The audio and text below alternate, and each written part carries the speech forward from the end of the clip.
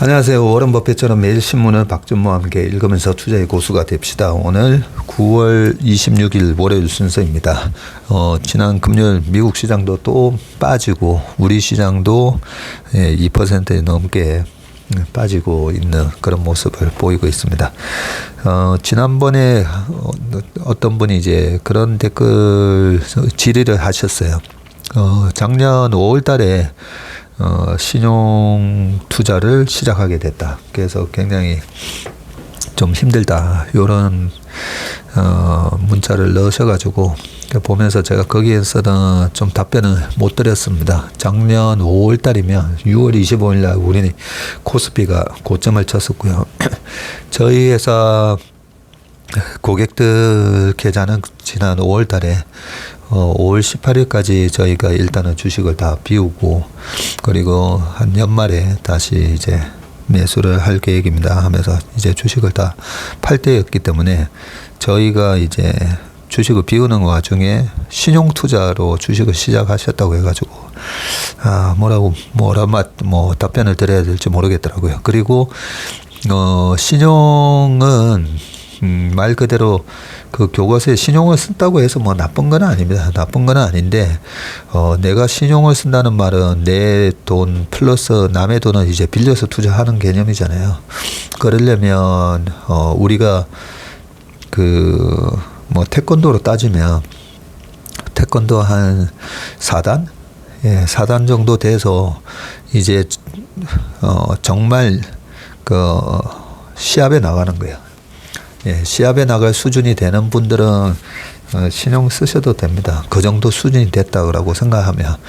그런데 작년 5월 달에 거의 이제 고점 근처에서 이제 신용을 들어갔다는 말은 시장에 대한 부분에 대해서 조금 그런 제가 봤을 때는 물론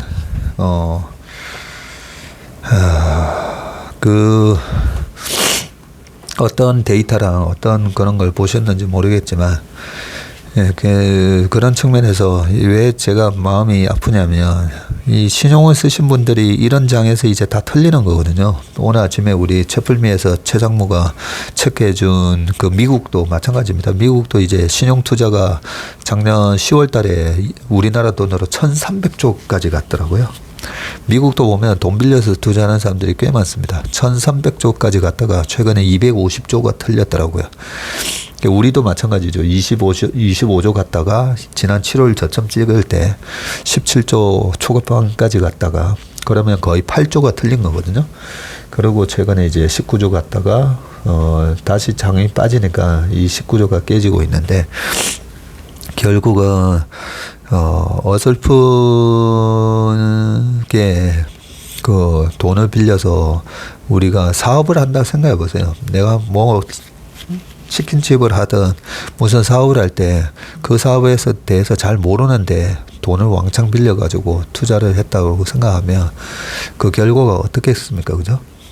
그래서 이런 변동성에서 결국은 신용 쓰셨던 분들이 털리고 그 털린 우량 주식을 그 큰 자금을 갖고 있는 그 워런 버핏 같은 분들이 계속 산다 그랬잖아요. 올 1분기부터 지금 계속 사오고 계시잖아요.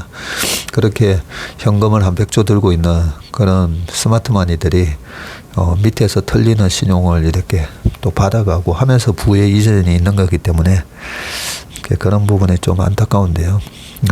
어쨌든 이번에 좋은 경험을 하셨다 생각하시고요.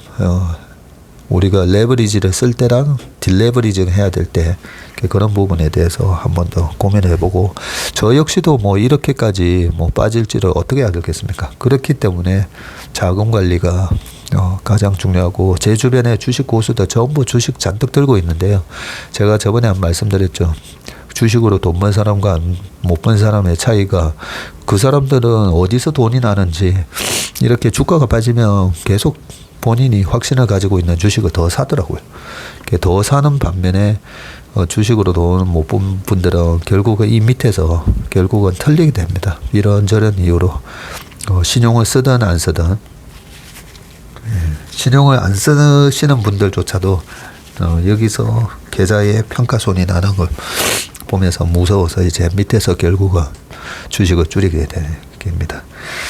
산을 오를 때 저는 94년 8월부터 이제 이 업계에 들어와서 여러 번 주식이라는 큰 이 산을 오르고 내리고 해봤었잖아요. 그죠? 해봤기 때문에 결국은 이렇게 우리가 경제적 자유를 얻기 위해서 우리나라 코스피 아마 한 20년 뒤면 에베레스트 산 높이 정도 8,000m 정도 높이로 이제 8,000 정도 갈 겁니다. 8,000 정도 가는 와중에 예전에 500포인트에서 1,000포인트 갔다가 그 1,000포인트가 277 갔다가 또 2,000 넘었다가 그리고 금융위기 2008년도에 다시 892 갔다가 산이 높으면 골도 깊고 그러고 다시 올라오고요. 왔다 갔다 하면서 결국은 이렇게 산을 올라갑니다. 그래서 우리가 이제 보통 저희 아버지도 백두대간 지실 때 그 산을 오르는 그 대장님이 앞에서 이제 리드를 하면서 이제 가게 되는데 저는 여러 번 이렇게 산을 코스피라는 이 산을 타봤기 때문에요. 이 지금 지수대가 저는 솔직히 여러 가지로 뭐 답답하고 빨리 좀 돌아섰으면 하는 그런 마음이 왜 없겠습니까? 그렇지만 무섭지는 않습니다. 솔직히 두렵거나 무섭지는 않은데 이 산을 코스피라는 산을 처음 올해 재작년 전무님 저 2019년부터 주식을 시작했다 20년부터 시작했다 그나마 19년 18년도에 시작하신 분들은 코로나 때 한번 확 빠졌다가 올라온 그 경험을 하셨기 때문에 저는 그나마 괜찮다고 생각하는데 코로나 이후에 들어오셨던 분들이 얼마나 막 두려우실까 뭐 그런 생각을 하며 그런 분들을 위해서라도 이렇게 말씀을 좀 드려야 되겠다 생각을 해서 또 한번 이런 얘기를 말씀드립니다. 코스피라는 산은 결국은 한 20-30년 뒤에 8,000포인트 넘어갈 겁니다. 네, 그렇게 보시면 되고요. 기사를 이제 보겠습니다. 공부를 해야 되니까요. 그죠? 아이 미래를 위해 비싸도 시켜야죠. 강남 학부모 사이의 열풍이라고 돼 있는데 이제 한국경제 신문입니다. 그리고 아까 어떤 분은 또 2,500에서 주식을 샀는데 괜찮냐. 그분에 대한 답변도 똑같습니다. 지금 2,500에서 한 10% 정도 지수가 밀려 있는데 결국은 근데 20년 뒤에 8,000? 그거 말고 내년도에는 도대체 얼마 가는데 그런 부분에 있어서 저는 올해 5월달에 저희가 주식을 시작했기 때문에 내년 5월달까지 2,920 정도 간다라고 제가 어디 언론사 포럼이나 이런 데서도 얘기했잖아요. 그 전망에 대한 부분은 변함이 없습니다. 내년 여러 가지로 보면 시장이 되게 좋아 보이기 때문에 그 좋아 보이는 이유에 대해서는 여러 다른 방송을 이제 참고하시고요. 2,920 그러면 2,500에서 주식 사신 분도 결국은 15% 이상 수익 날 거다라고 저는 생각합니다. 아이 미래에 위해서 비싸도 시켜야죠. 이 한국경제신문 오늘 전부 한국경제신문인데요. AI 디지털 전사를 키우자. IT 강국선은 24년. 한국 여전히 AI 문맹국이라고 되어 있네요. 환경 입소스 750명 설문조사. 직장의 10%만 AI 적극적으로 활용하고 있다. 한국의 인공지능 교육과 활용도는 문맹국 수준이다. 더 방치하면 디지털 대전환 경쟁에 뒤처져서 주변국으로 전락할 것이다. 이런 신랄한 진단이 나왔었네요.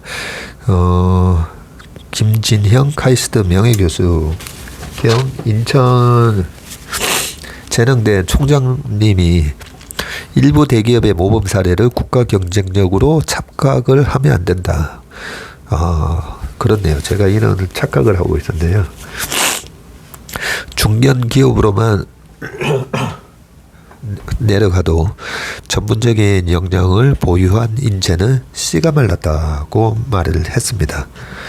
인공지능에 대한 인지 정도 69.7%가 개념 정도만 알고 있다. 20%는 잘 알고 있다. 9%는 잘 모른다. 1.3은 전혀 모른다. 라고 대답을 했다고 합니다. AI 공교육 역시 위태로운 수준이다. 자녀들의 미래를 위해 국어, 영어, 수학보다 AI 교육이 더 중요하다는 학부모의 응답이 절반을 넘었지만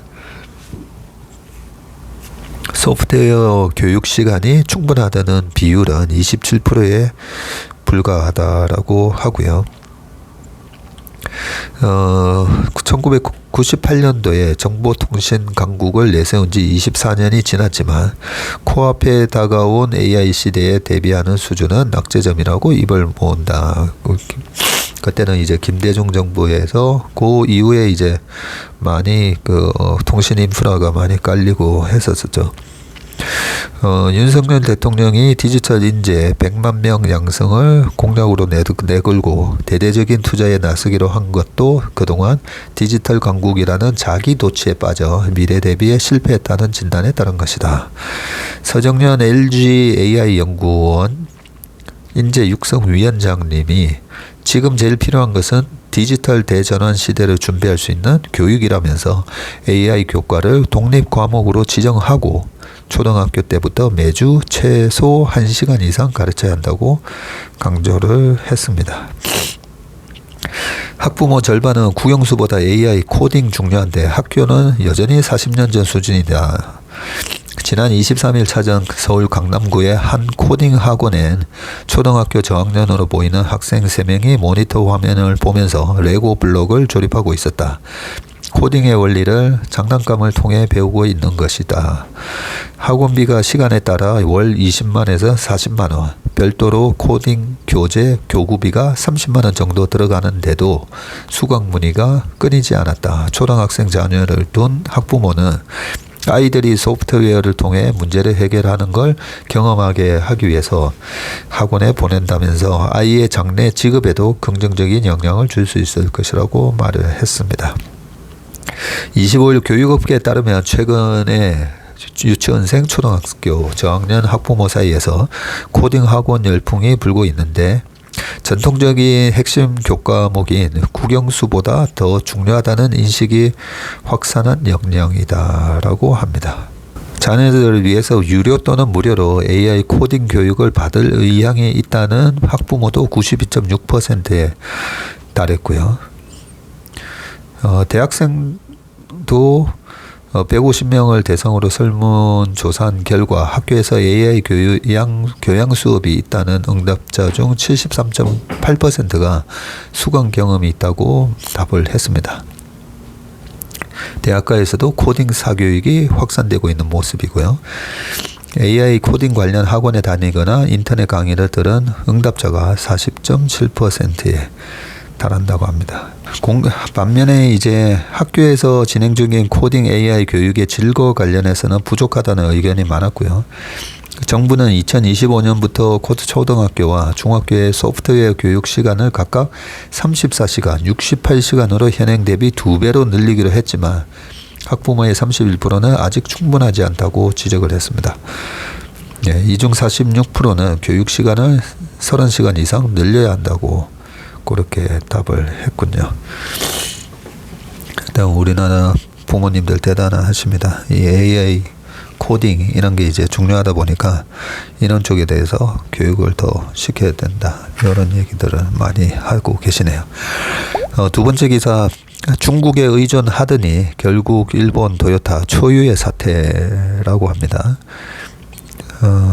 자동차 왕국 일본에서 돈을 주고도 차를 못 사는 사태가 속출하고 있다. 중국으로부터 부품 조달이 끊기면서 생산이 수요를 따르지 못해서다. 소비자에게 전달하기까지 4년을 넘기는 차종까지 등장했다. 결국 어쩔 수 없이 제조강국 일본을 상징하는 생산 방식이 적기 생산, just in time을 포기하는 기업이 잇따르고 있다. 이거 지난번에 우리가 한번 다뤘던 기사죠, 그죠? 근데 계속 문제가 많나 봅니다. 25일 일본 완성차 업계에 따르면 토요타는 SUV인 랜드크루저 판매를 중지했다고 합니다. 지금 주문해도 4년 후에야 차를 인도할 수 있기 때문이다. 2026년에 2022년형 랜드크루즈를 인도할 상황이 되자 토요타는 회사 평판 등을 고려해서 판매 중단을 결정했다. 1년 뒤에 나오는 것도 아니고 이제 4년 뒤에 나오다 보니까 지금 주문을 받았다가 4년 뒤에 그 고객도 4년 뒤에 차가 나온다고 하면 이 뭐 주문을 할 이유도 없는 거죠. 토요타의 고급차 브랜드 렉서스의 LX와 NX, 닛산의 스포츠카 페어레이디 Z, 혼다의 SUV 베젤도 판매를 중지했고요. 모두 인도까지 1년 이상 걸리는 인기 차종이라고 합니다. 세계 최대 자동차 생산국 가운데 하나인 일본에서 차 부족 현상이 벌어진 것은 중국으로부터 부품 조달이 중단되면서라고 합니다. 일본 재무성의 무역 통계에 따르면 작년에 자동차 부품 수입액이 8,194억엔, 약 8조 1,349억이었는데요. 2020년에 비해서 4배가 늘었네요. 특히 중국에 대한 의존도가 높았는데 중국산 자동차 부품 수입액이 3,227억 엔으로 전체의 39.4%에 달했다고 합니다. 그 다음이 이제 태국이고 독일, 베트남, 한국 이런 순서로 한국이 일본의 6번째 부품 수입국이라고 합니다. 예, 여기 표도 쭉 나와 있네요. 한국 다음으로 인도네시아 이렇게 되어 있고요. 이 부품이 부족해서 차를 못 만드는 경영 환경의 변화는 일본을 대표하는 생산 방식인 이 토요타의 프로덕션 시스템이 대표적인데 TPS를 구성하는 핵심은 적기 생산과 간판 방식이다. 적기 생산은 각 공정에 필요한 재고를 필요할 때 필요한 양만큼 공급해서 재고를 철저히 줄이는 방식이다. 제가 지난번에 이제 저스트 인 타임 시스템 한번 말씀드렸고요. 이를 가능케 하는 것이 간판 방식을 사용한 생산 시스템인데 앞라인과 뒷라인이 어떤 부품을 언제 얼마만큼 만들어서 주고받을지 긴밀하게 소통하는 것을 말하고요. 생산을 철저히 시장의 수요에 맞춤으로써 재고를 최대한 줄일 수 있었는데 재고 최소화는 일본 기업을 대표하는 생산 방식이 됐었죠. 기업이 재고를 얼마만큼 쌓아두는지를 알아볼 때 재고자산 회전기간, 재고자산을 월 평균 매출로 나눈 요 재고자산 회전기간이라는 통계를 쓰는데 재무성의 법인 기업 통계에 따르면 일본 기업의 재고자산 회전기간은 1990년대에 1.2개월에서 2000년대 들어서면서 1개월 이하로 떨어졌었습니다. 특히 적기 생산의 원조답게 자동차 업종은 재고를 극단적으로 쌓지 않는 것으로 나타났고요. 코로나가 확산되기 전 2019년 말 자동차 업종의 재고자산 회전 기간은 0.57개월이었네요. 제조 평균이 1.39개월의 3분의 1 수준이었다고 합니다. 부품 공급이 원활할 때는 훌륭하게 작동했던 이 적기 생산 방식이 글로벌 공급망이 단절되면서 지금 한계를 노출을 했고 코로나의 충격에서 급속히 회복하는 세계 시장의 수요를 일본 제조업의 생산 상황이 쫓아가지 못하고 있는 그런 부분입니다. 2020년 12월에서 올 5월까지 일본 자동차 산업의 생산 활동은 코로나 이전보다 24%나 떨어졌고요. 재고가 부족하다 보니까 일본 제조업의 회복력도 주요국 가운데 가장 느리다고 합니다. 네덜란드의 경제정책 분석국에 따르면 2020년 12월부터 5월 4월까지 제조업 상황을 나타내는 세계 광공업 생산지수는 3.7% 상승을 했는데 일본만 1.2% 오르는데 그쳤다고 합니다. 러시아 우크라이나 침략 장기화와 미중 패권 전쟁 경쟁으로 공급망 위기나 기업의 상시적 과제가 됐는데요. 이 때문에 재고 최소화의 원조 토요타마저 적기 생산 방식을 포기하고 있다고 합니다. 지난 3월 말 현재 토요타 자동차의 재고 자산은 3조 8천억 엔으로 1년 만에 32%가 늘었고요. 일본 제조업 전체의 재고 역시 2020년 1분기보다 31% 증가했다고 합니다. 예. 참고로 일본은 시가총액 1등이 도요타입니다. 예.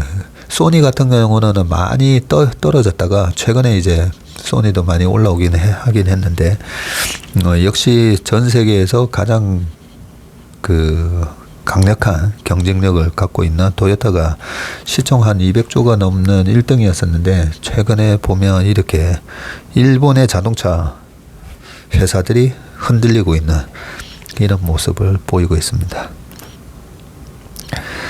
네, 그 다음 뉴스 보도록 하겠습니다.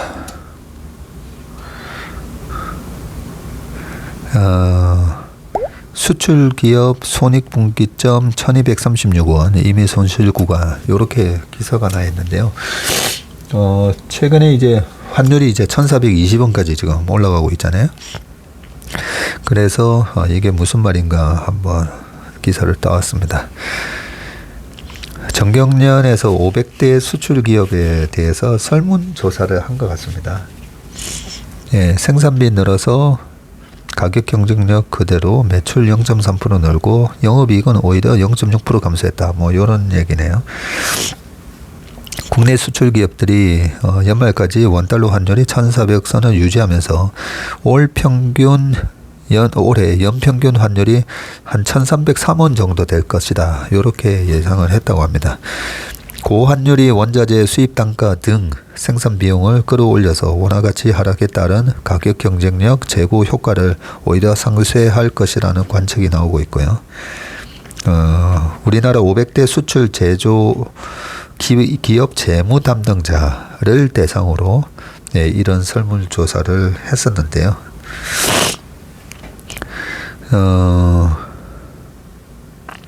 지난 1월 3일부터 조사 종료 시점이 9월 13일까지 평균 환율이 1260원인데요.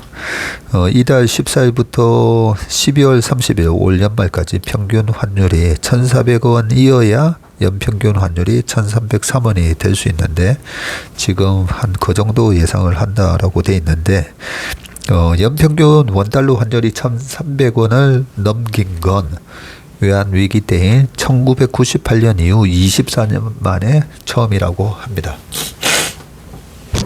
예, 요 1998년이 우리나라 이제 IMF 때잖아요.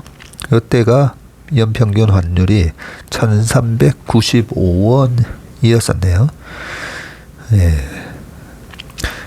기업들은 연초 사업계획을 수립할 때 연평균 환율을 1200원대와 1100원대로 예상을 한 것으로 나타났는데, 그랬었죠. 원래 올해 예상을 할 때는. 지금은 1300원대와 1200원대를 가장 많이 예상하고 있는 것으로 조사됐다고 합니다. 이렇게 이 매크로 데이터를 예측한다는 게 참 힘듭니다. 그냥 매크로 데이터가 어떻게 나올 때 그게 기업에 어떤 식으로 영향을 주는지, 그걸 우리가 분석을 하는 게 중요하고요. 1998년도에 1395원이라 했잖아요. 예, 요때는 우리나라가 이제 망하는 그런 상황이었기 때문에 우리나라 금융기관들 그때 많이 날라갔습니다. 대학 졸업해서 가장 가고 싶었던 회사 경영학과 출신들이 장기 신용원에, 그 다음에 종금사들, 그리고 리스사들, 그때 삼성물산이 초봉이 1,400만 원이었는데요. 방금 얘기했던 그런 회사들이 연봉이 3천에서 초봉이 3천에서 4천이었습니다.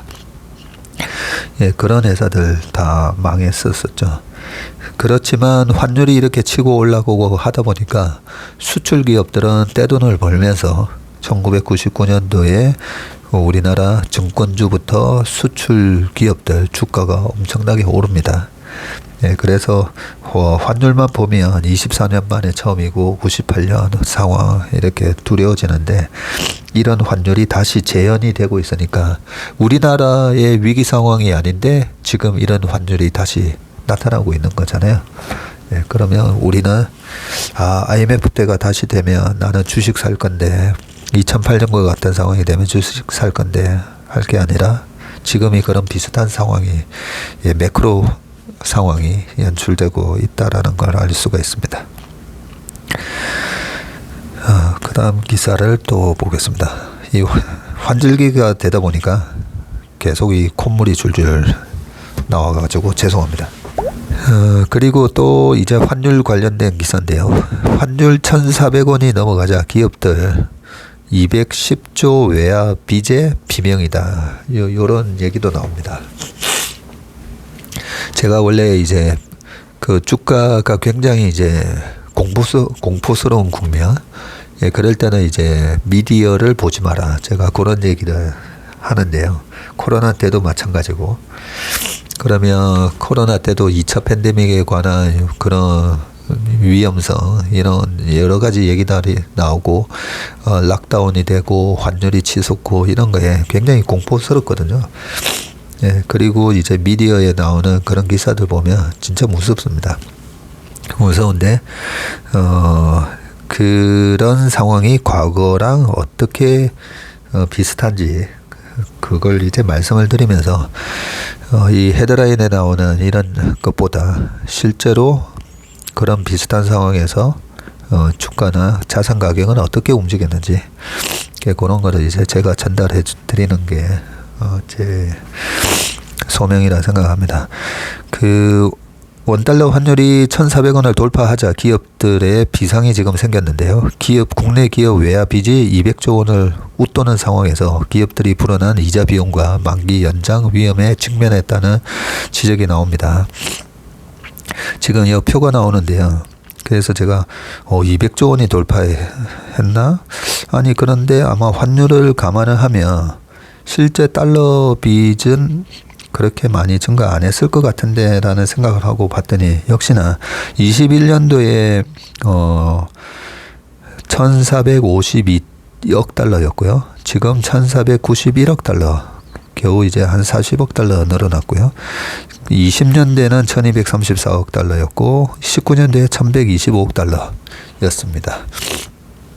작년 1452억이고 올해 1491억인데 환율이 이제 한 15% 이상 절상되다 보니까 환율이 이제 올라갔고 그 우리나라 원화 가치는 절하가 된 거죠. 예. 그러다 보니까 원화로 이제 환산을 하니까 200조 원이 넘어가 버리는 거죠. 이게 1,100원 환율이었으면 그냥 우리나라 빚이 원화로 환산을 해보면 그냥 165조 정도 되겠네요. 165조, 1,100원 환율로 계산을 하면. 그런데 지금 1,400원으로 계산하니까 갑자기 이렇게 늘어난 걸로 보입니다. 한국은행 국제투자대조표에 따르면 한국의 비금융 기업 대외 채무 합계가 1,491억 달러고요. 작년 말보다 38억 6천 달러로 늘어나서 역대 채무다고 하는데, 대채무란 기업이 갚아야 하는 달러, 유로화를 비롯한 외화 빚을 말하고 있습니다. 외화 차입금, 외화 사채, 유전스라고 여기나 적어놨네요. 대채무는 2019년 말 1,125억 9,240만 달러에서 2020년 말 1234억 5천만 달러로 가파른 증가세를 지금 나타냈고요. 외화 부채를 세부적으로 보면 만기가 1년 이하인 단기 외화 부채는 191억 달러고요. 1년을 초과하는 장기 외화 부채는 1299억 달러. 네. 단기 외화 부채는 그렇게 많지는 않네요. 예. 외화 부채는 뜀박질하는 환율과 맞물려서 기업의 비용 부담을 키울 전망이다. 지금 최근 급등에 따른 부담으로 소폭 내리긴 했지만 글로벌 금융 위기 후 13년 만에 1,400원을 넘어섰고요. 페드가 연말까지 기준금리를 연 4%대로 올릴 것이라는 전망이 확산하면서 환율 상승세는 꾸준히 이어질 것으로 보인다. 올해 반기 보고서를 보면 기업별 외화 부채 규모는 SK 하이닉스가 25조 4,300억, 그리고 이노베이션이 13조 6천억, LG 에너지 솔루션이 9조 3천억, 그리고 대한항공이 6조 7천억 이고요. 환율 급등에 따라 원화로 환산한 이들 기업의 외화 차입금 원금과 이자 비용 부담은 더욱 커질 전망이다. 그렇게 돼 있고요. 여기에 원자재를 사들여서 제품을 생산하는 기업들도 직격탄을 받고 있는데, 리튬 등 원자재를 들여와 제품을 제작하는 배터리 업계와 나프타를 비롯한 원재료를 수입하는 석유화학업계의 부담이 가중될 전망이라고 합니다.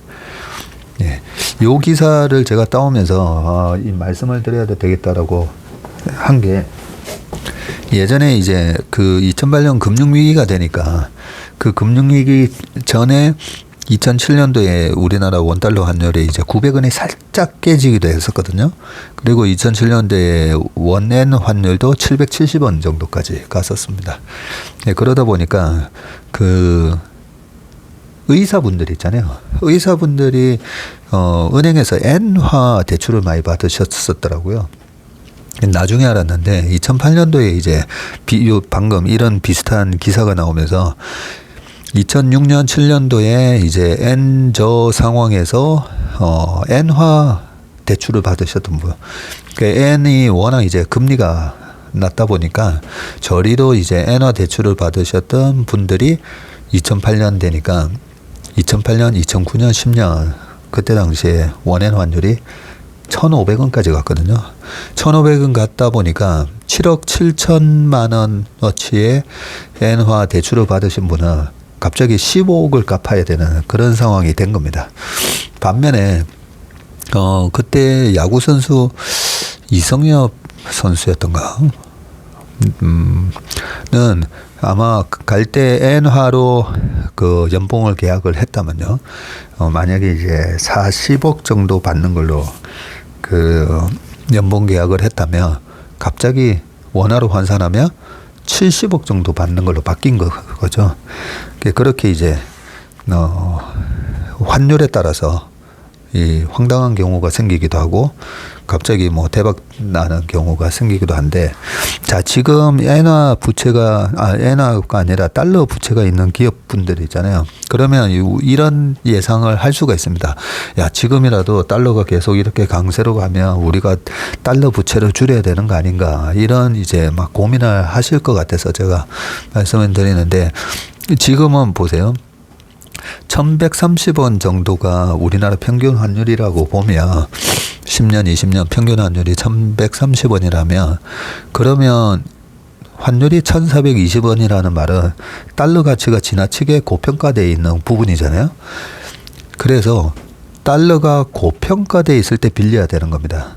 달러가 고평가되어 있을 때 빌렸다가 나중에 정상화가 되면 갚아야 될 때는 달러 가치가 다시 떨어질 거니까, 그래서 롤오버를 시킬 수 있으면 그냥 롤오버 시키면 된다는 말씀을 좀 드리는 겁니다. 그러면 지금 1420원이면 우리가 100만 불이라고 따지면 100만 불을 지금은 14억 2천인 거잖아요. 근데 1년 뒤에 다시 이 환율이 1130원으로 떨어졌다 치자고요. 다시 정상화돼서. 그러면 100만 불을 갚는데 필요한 돈은 14억 2천이 들어가는 게 아니라 11억 3천만 원만 있으면 되잖아요. 그래서 달러 우리가 그 대출을 할 때도 환율을 보고 환율이 지나치게 높아 있는, 즉 달러가 지나치게 지금 고평가되어 있는 그런 국면에서 오히려 대출을 늘리고 달러가 싸졌을 때 싼 달러를 갚고 그렇게 하시면 된다라는 말씀을 드리겠습니다.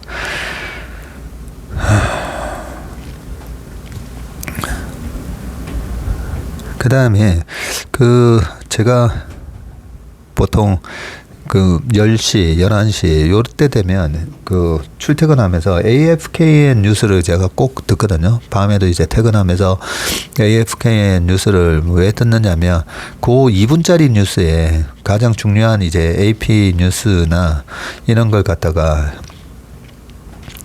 중요한 거를 미국에, 아직은 한국에 거주하는 미국 군인이나 그 가족들한테 가장 중요한 뉴스를 이제 들려줘야 되잖아요. 그래서 지금 뭘 가장 중요하게 생각할까?